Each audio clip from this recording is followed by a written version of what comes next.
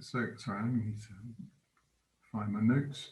So Danielle did her PhD in London, looking at filamentous proteins in cardiac muscle, I think, and for doing a postdoc at ICR, and she's now a BHF, I think a BHF funded fellow in Bristol, and she's going to tell us today about a talk that I'm particularly interested in. So this is the in situ cryo-ET reveals filamentous actin with the microtubule lumen, within the microtubule lumen. So Danielle. Hi, you can see me. I'll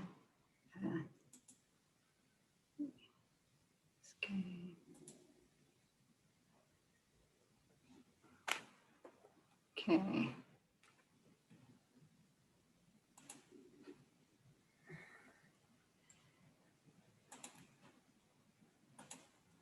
Something popped up. Yeah.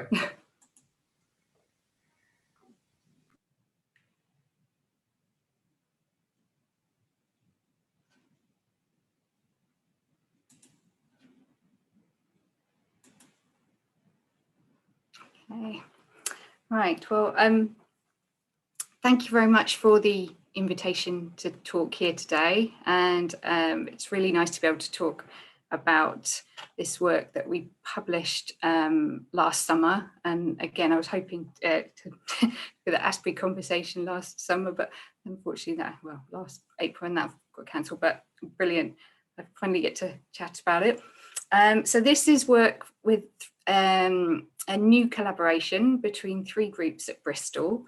And essentially, we, in essence, we put these wiggly, squiggly cells and froze them and studied them in cryo-ET.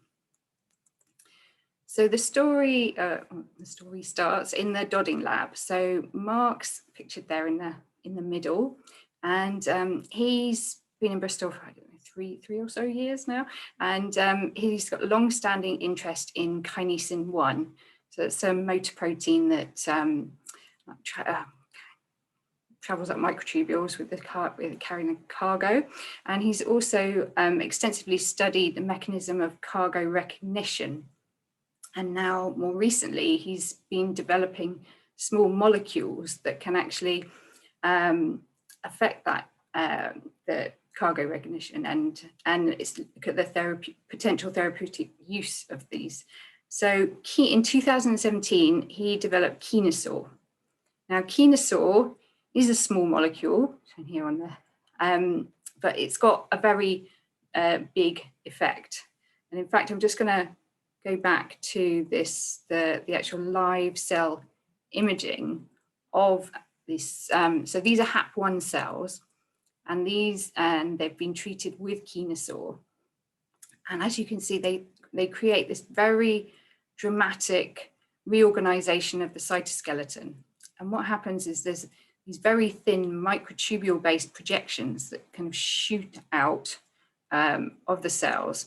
And they get really, really very long. And this image doesn't quite demonstrate how long they can get, but they can get, I think it's like 100 micron, but a lot longer than what we can see here. And one other thing I wanted to point out is, as they emerge from the cell, they have this very distinct loop, and that gets resolved, and then there's a further extension with more loops that also gets resolved. So I'm actually going to skip back, but yeah, so this is the kind of model of what they think is, kind of diagrammatically what's happening. So these microtubule-based projections come out of the cell body, and because Kenosaur's activating the kinesin, again, thinking that it's kinesin effectively bridging between microtubules and initiating or regulating sliding, that's causing these very, very thin projections to emerge. So trying to understand how that's actually happening structurally was the kind of the aim for the the next aim, and effectively potentially looking for some of these kinesin bridges between microtubules. So, that one. Mark then contacted Paul Vacada. I'm going to bring the pictures in again. So Paul Vacada is a professor of bioimaging at Bristol, and his lab does a lot of cryo-clem. And so they stained the plasma membrane and had a look. And we've just got a picture down the bottom here of Paul and Jen, who is the student who actually did this work. And Jen was our joint PhD student with myself and Paul. And so she's the one who froze the grids and did the fluorescence light microscopy. And then there's a picture here of Judith, who did the EM on our T20 in the Wolfson bioimaging facility. So what they could see is they could essentially successfully identify these very thin projections happily after the staining. And you can see this boxed region here is just highlighted in this image, and where you can see two of these very thin projections crossing over. And you can also see a vesicle kind of emerging in one of these, in the kind of bulbous end of one of the projections.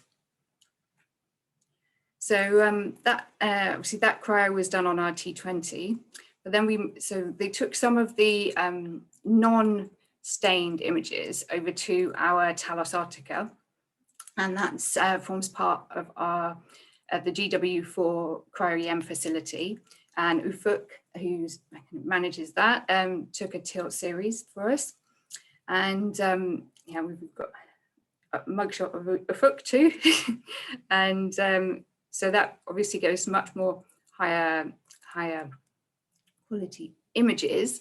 And but again, it wasn't as, getting quite jealous of the amount of tomograms that Misha was talking about, because yeah, we did not have a substantial number, but what we did get from the tilt series, we reconstructed into tomograms. So again, these are tomograms of areas of these very thin projections over holes, and there's different projections had varying numbers of microtubules. This one in this is got, I think it's 23, but the very smallest one only had 4, so really very small, 25 nanometers per microtubule, say, so maybe 100 nanometers in diameter. So obviously perfectly thin, lovely samples for cryo-ET. That one. So this is just one of the slices through a tomogram. And so, as I remind you, we were looking for these kinesin bridges, but we didn't, well, it was essentially about this point I kind of came into the project, and I talked before they got these images and they're saying, oh, hopefully we'll be able to find some proteins on filaments that might interest you, Danielle. And I was like, oh yeah, definitely. But then that's not become apparent. But what we did find were these helical filaments inside the microtubule lumen. Now, as you can see, I've just arrowed a few here. And obviously this is just an X-ray slice through the tomogram. So we're capturing kind of the inside and of some of the microtubules, but not all, obviously. And then we've got a vesicle there. So we've got a bit of a close-up on some of these. So that's, again, it's just we've got 2 microtubules here, one on top of the other one. I'm going to play this and then just try and store it. So again, here, again, you can see this, we're just running through the Z stack. We can see the clear protofilaments on both of these 2 microtubules. I'm going to try and then stop into the middle. You can just, in this top filament, you can see this,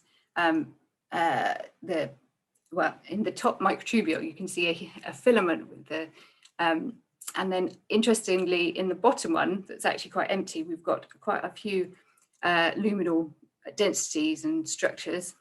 And then as you go further up, we get back up to the protofilaments at the top.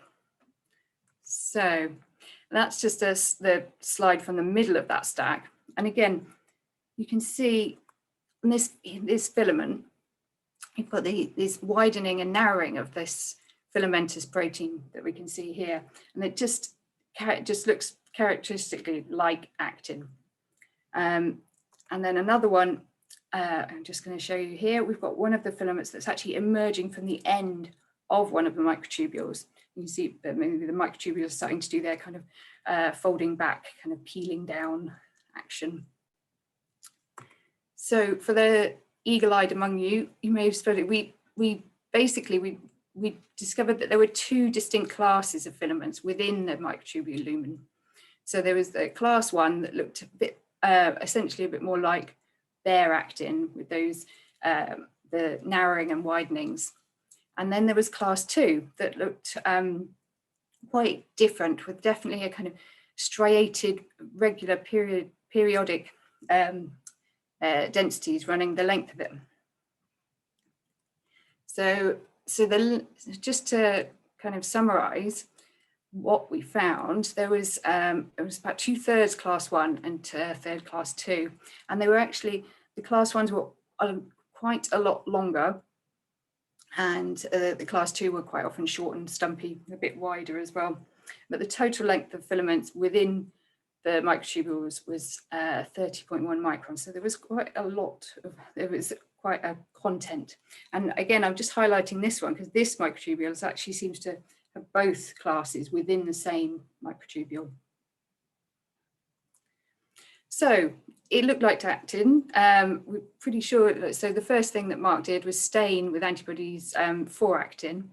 So here, I think this was methanols, and again, the projections were in a very good state. So there was some puncture of actin, so there's definitely some there. But again, that's it wouldn't determine whether it's F-actin or G-actin. So then he stained with F-actin, or stained with phalloidin to see if it was F-actin. And again, this fixation actually breaks down the two projections a little bit. But what did happen is you could actually trace more the actual length of the projection with this with this stain. So we've got some evidence that, again, or some staining for actin, but we want to find more evidence that to believe our eyes, as it were. So just take you back to how we can describe actin structure, just very briefly.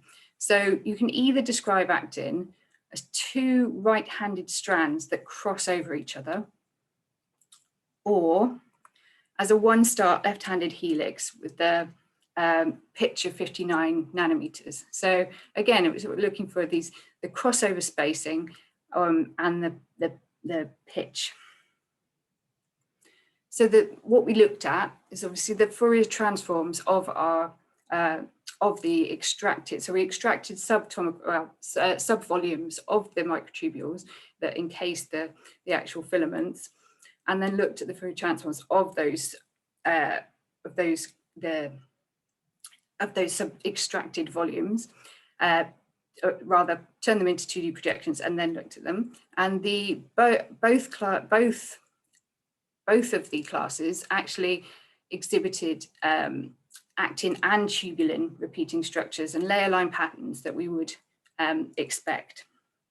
So just to highlight that there, we've got the pitch of the left-handed helix, 59 in class 1 and just slightly more in class 2, and the crossover spacing around that on that first layer line.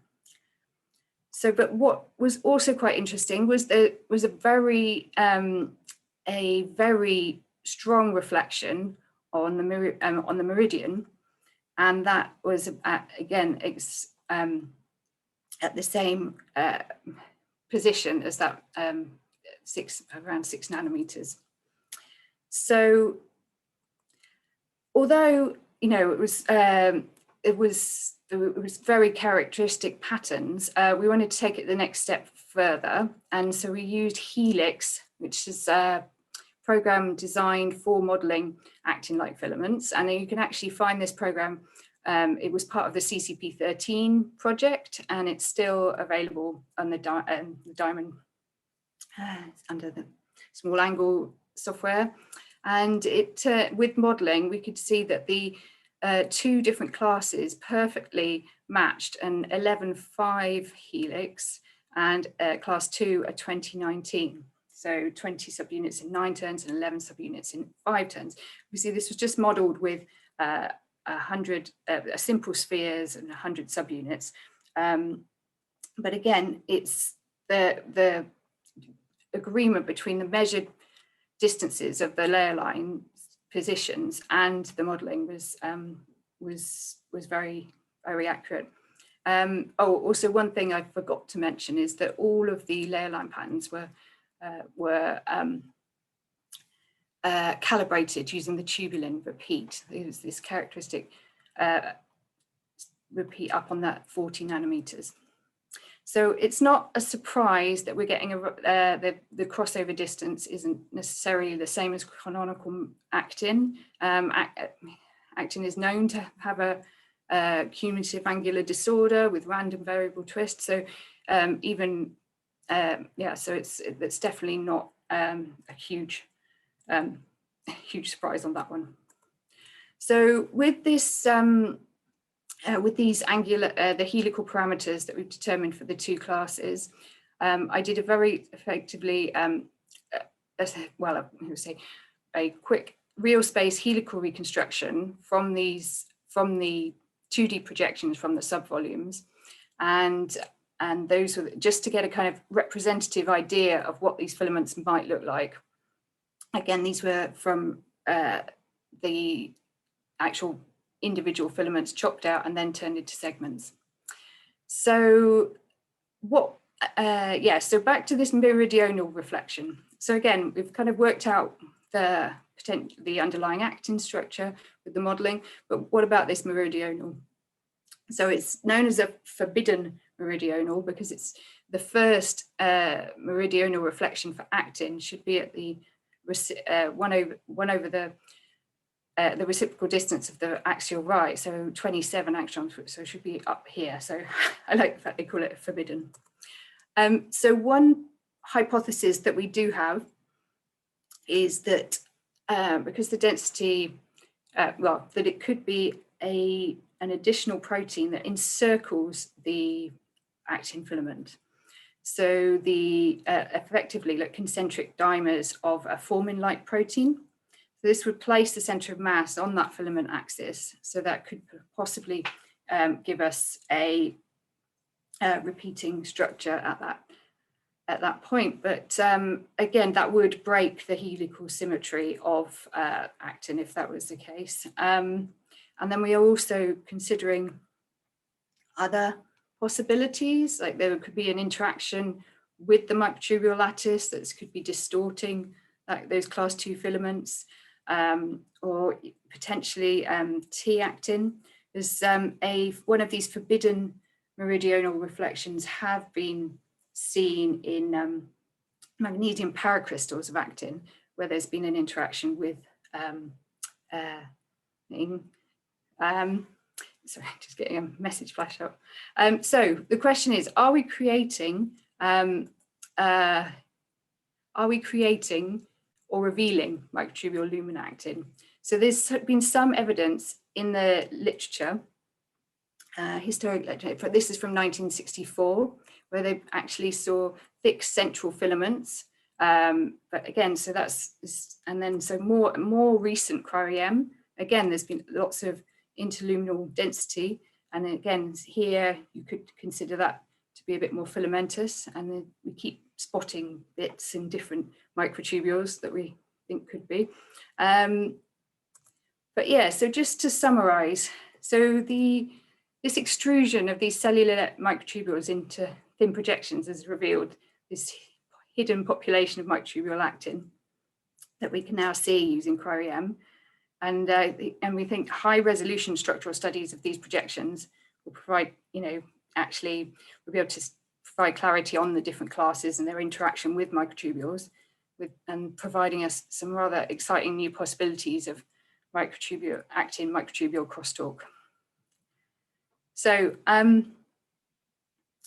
so some of you that know me and know this work probably is just shouting out, there's a glaring omission in all of this. And And yeah, that's John.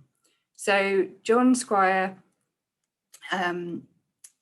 was my PhD, well, one of my PhD supervisors, has been my mentor for 20 years.